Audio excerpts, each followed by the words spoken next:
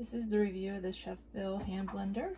This is the motor part, the blender container. There is a chopper for nuts and other veggies.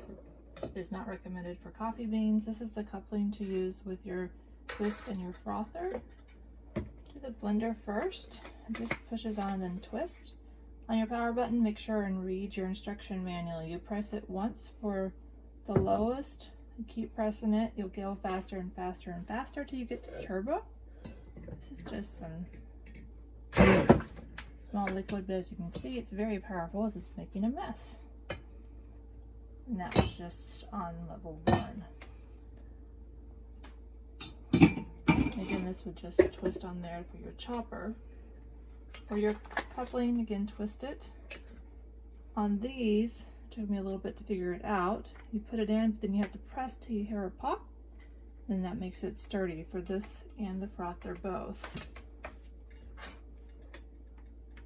Again, press it in till you hear a pop, and then you're good. And again,